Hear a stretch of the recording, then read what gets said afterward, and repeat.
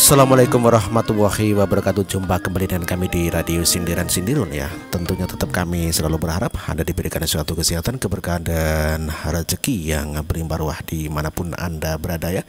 Ya, baik Anda yang di dalam negeri maupun yang sedang merantau di luar negeri, tentunya demi menggapai masa depan yang lebih gemilang, begitu bro. Sukses selalu buat Anda semuanya. Oke, pada kesempatan ini kita akan bahas sebuah kabar di mana Antasari Ashar yang telah mendapatkan gerasi dari Pak Jokowi, pertanda Presiden Joko Widodo perang terhadap koruptor. Kita baca di Special Words bahwa gerasi Jokowi untuk Antasari sinyal perang terhadap koruptor, ditulis oleh Bismar.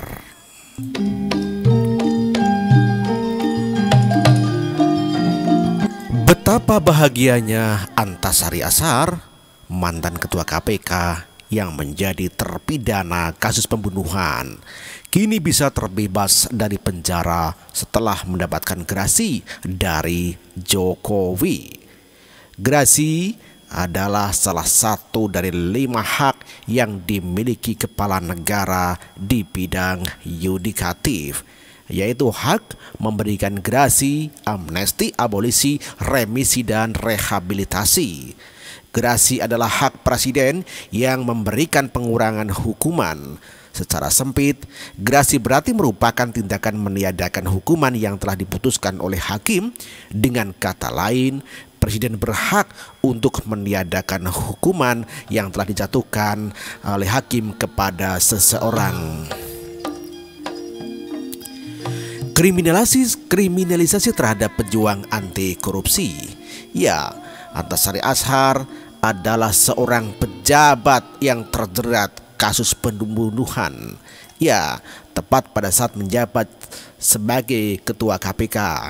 Sangat disayangkan Antasari terjerat kasus pidana, padahal pada saat itu lembaga anti korupsi di bawah kepemimpinannya mampu menjebloskan banyak koruptor ke penjara, mulai dari mantan Kapolri, Gubernur BI, mantan gubernur, jaksa, dan yang paling fenomenal adalah Aulia Pohan yang notabene adalah besan dari sang presiden yang berkuasa saat itu. Hingga akhirnya Antasari tersangkut kasus hukum yang terpaksa menyurutkan langkahnya.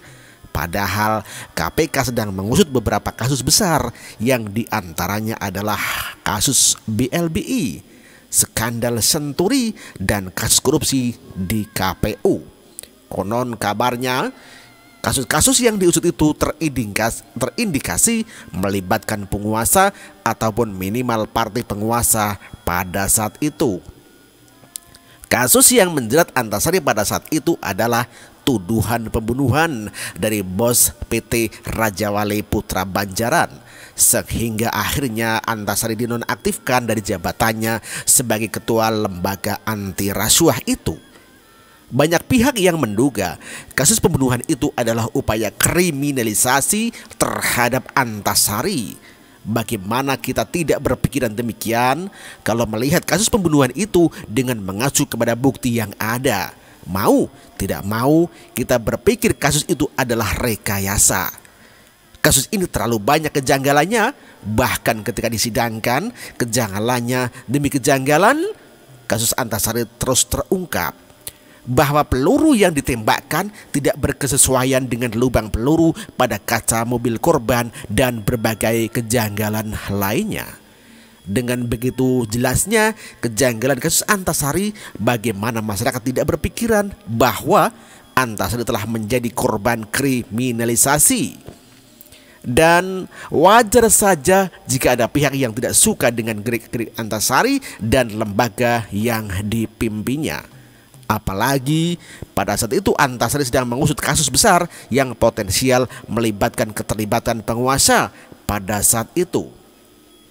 Ya, Antasari coming back. Koruptor, waspadalah, waspadalah. Ya, namun kini Jokowi dengan kekuasaannya sebagai presiden memberikan gerasi kepada Antasari Azhar sehingga Antasari bisa bebas dari penjara yang memang bukan tempat di mana seharusnya ia berada. Maka kemudian setelah bebas, Antasari langsung menghadap Jokowi. Entah apa yang mereka bicarakan, hanya mereka yang tahu karena pembicaraan itu dilakukan tertutup tanpa liputan media. SBY sebagai penguasa pada saat Antasari menjadi korban kriminalisasi kini telah lengser, dan SBY sebagai mantan presiden seringkali mengeluarkan pernyataan kontroversial, bahkan kadang seperti menghasut. Sikapnya seringkali tidak menunjukkan sikap seorang negarawan, dan Antasari beberapa kali mengomentari SBY dan memberi sinyal samar-samar bahwa Antasari tidak suka SBY dan seolah merasa menjadi korban ketidakadilan SBY. Ya, janji Antasari membantu mengungkap kasus BLBI, KPU dan Senturi. Maka wajarlah rasanya jika Antasari berterima kasih kepada Jokowi yang telah memberikan gerasi. Dan di media Antasari mengatakan bahwa ia akan memberikan seluruh informasi yang dia ketahui terkait kasus-kasus besar yang konon melibatkan penguasa pada saat itu. Antasari kini merasa mendapatkan dukungan Jokowi. Dengan kesadaran dan niat baiknya, maka harusnya sekarang para koruptor itu berhati-hati. Semua koruptor bersiaplah. Antasari yang sudah menjadi korban dan karirnya kalian hancurkan, kini berniat membuka semua hal yang dia ketahui. Dia akan membalas perbuatan kalian. Kini dia dijamin dan didukung oleh Presiden Jokowi. Antasari nothing to lose. Justru seseorang yang seperti itu akan jauh lebih berani karena tanpa beban, dan kami menanti aksi Antasari dan Jokowi. Perang ini harus kita menangkan, Pak. Sekedar mengingatkan, Andi Nurpati yang kini menjadi politisi Demokrat pada saat itu adalah komisioner KPU yang tiba-tiba mengundurkan diri. Padahal kalau menurut undang-undang tentang KPU, komisioner tidak boleh mengundurkan diri dengan alasan yang tidak jelas. Komisioner boleh mengundurkan diri dengan alasan yang jelas kalau melihat penjelasan dari undang-undang itu. Pengunduran diri diperbolehkan dengan alasan sakit atau terganggu fisik dan jiwanya. Itulah alasan yang bisa diterima. Namun Andi Nurpati berhenti karena menjadi pengurus partai yang memenangkan pemilu pada saat itu. Berarti ia tidak memenuhi kriteria pengunduran diri sesuai dengan undang-undang. Apakah tidak aneh? Tepat pada saat itu partai memenangkan pemilu, kemudian seorang komisioner tiba-tiba mengundurkan diri dan menjadi pengurus partai itu. Ada apa ini? Kenapa bisa begitu? Apakah ada sesuatu?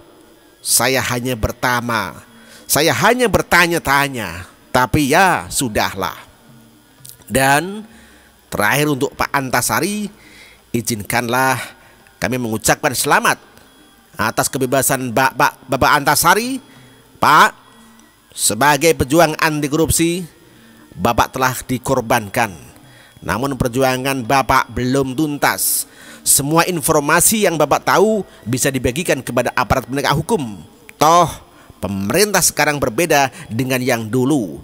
Kini Bapak didukung secara penuh. Lanjutkan perjuangan Bapak agar mereka seharusnya dihukum bisa merasakan keadilan. Terima kasih atas perjuangan dan pengorbanan Bapak.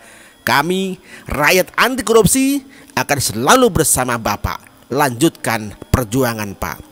Begitulah Bismar. Demikian bro, telah kami bacakan. Oke, demikian bro telah kami bacakan, dan kami mohon maaf apabila ada kekurangan. Terima kasih. Wassalamualaikum warahmatullahi wabarakatuh.